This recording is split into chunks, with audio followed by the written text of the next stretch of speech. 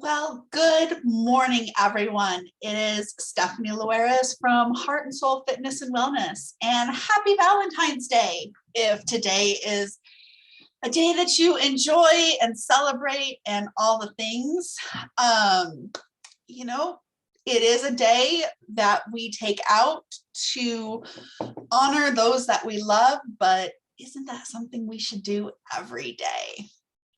But as we dive in today, we are here on Coffee and Connect. I am here every Monday at 9 a.m. Arizona time, and you can join me live in the Zoom room to interact, ask questions. You don't even have to come on camera. You can use the chat feature on Zoom. If you want to come in the Zoom room, just go to bit.ly/coffee with Stephanie, and I'd love to have you join me. But otherwise, before we dive into our topic that we're continuing from last week, I have two asks for you. The first is, if you follow me on any of my social media platforms, you'll notice that last week and this week and going forward, I'm sharing a number of podcast interviews on different platforms, on other podcast platforms.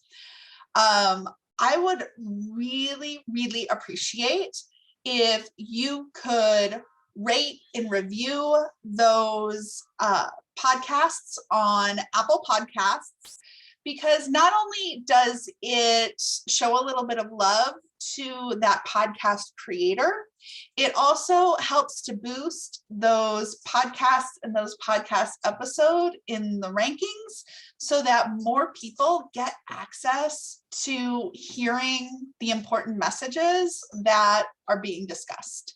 And I'm talking about a lot of different things on a lot of different places right now, and I just love to be able to spread the word to more people.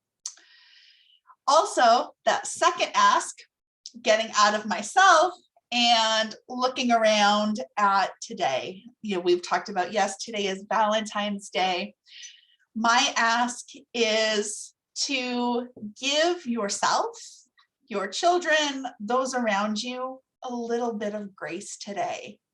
There might be some foods, some snack foods, some candies, some desserts, a lot of different things popping up today that might not be in your daily life. And that's okay. Enjoy them, savor them, celebrate them. Food isn't just about fuel for our body. There's love behind food. There's relationships. There's traditions and culture and so much more behind food. So enjoy it today. And let's get away from this idea of restricting and demonizing different foods, because people are listening. And that really relates to our topic that we're getting back into this week. Last week, we talked about the power of our words and how the words that we use, especially around food, our behaviors, restriction with different diet language, how all of these things affect us personally. Like, going back to that very basic example of I'm good or I'm bad because I did fill in the blank. You are not inherently good or bad because of the food choices that we make. And so I'll drop the link in the comments for last week's episode if you want to get caught up. But for today, I want to go a little bit deeper into the ripple effect that comes from the language that we use, because we don't live in a vacuum. There are other people listening. There are our family members. There are our friends. There's our children that are hearing the things we say and watching the actions that we take. And when we are engaged in that self-talk in that judgmental language, we're showing some interesting habits that we might not want to see replicated in others. And one of the examples that I give in this area is the demonizing food. A lot of times I see people who are, oh, I'm being good, or oh, I'm being bad, and around a food choice. And then they're in a situation, maybe they're out with their kids or their grandkids. And so they've made a food choice.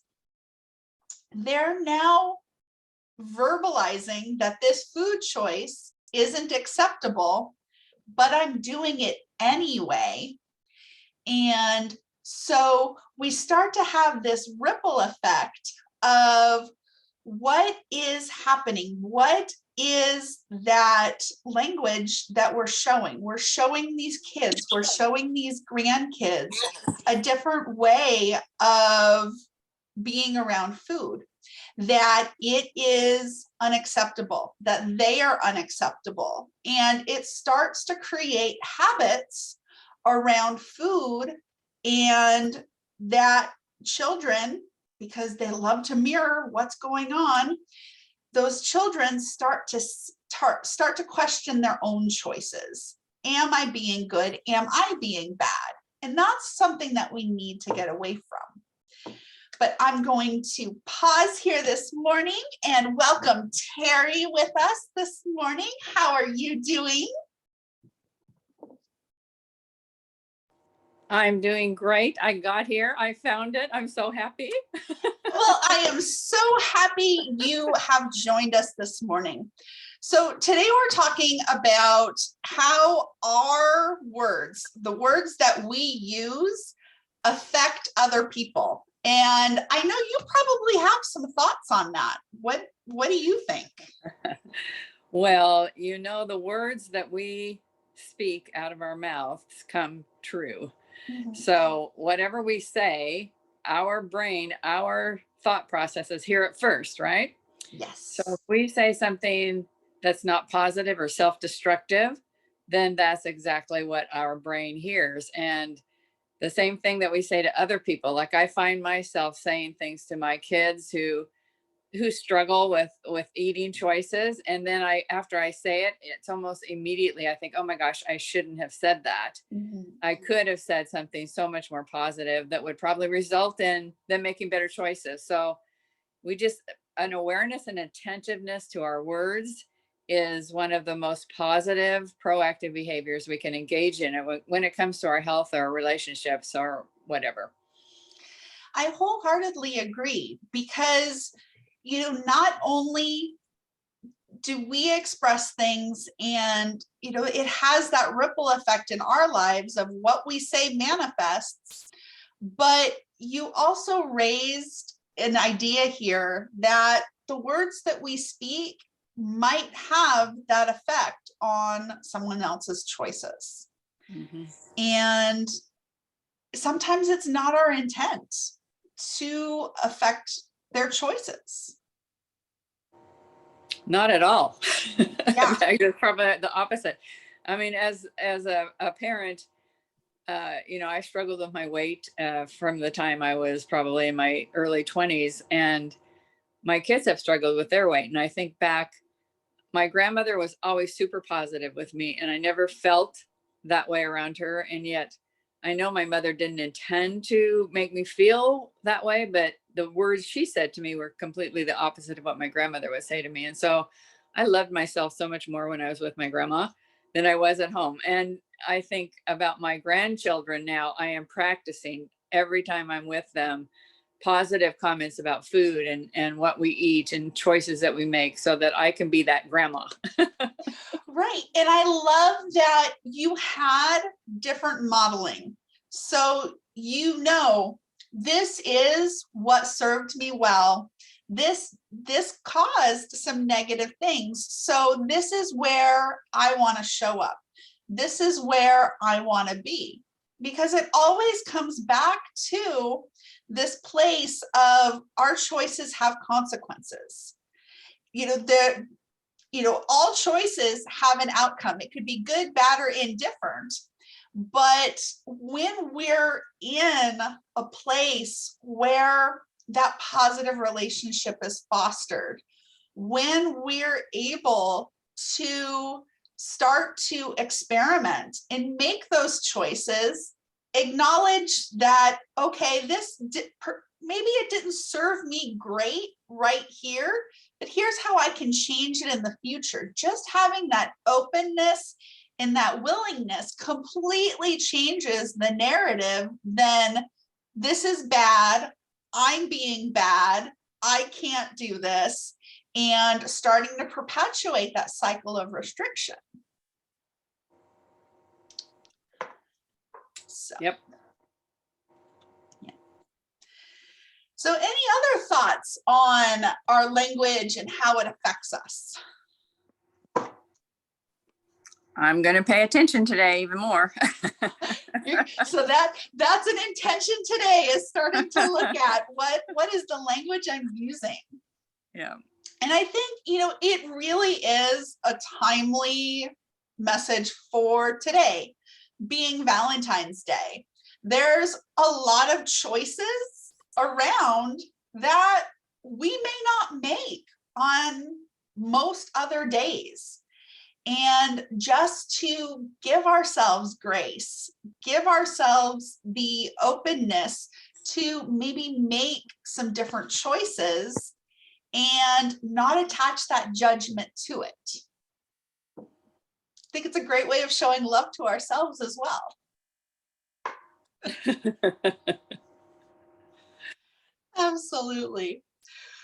Well, this is Coffee and Connect. We like to keep it brief. We like to keep it on a short topic each week. So unless you have any parting words, I think we're going to wrap up for today. Happy to be here. It was a pleasure. Yes, I thank you for joining me this morning. And so we will be back next Monday at 9 a.m. And I look forward to having everybody join us. Have a great week. Have a great day. Happy Valentine's Day. You too.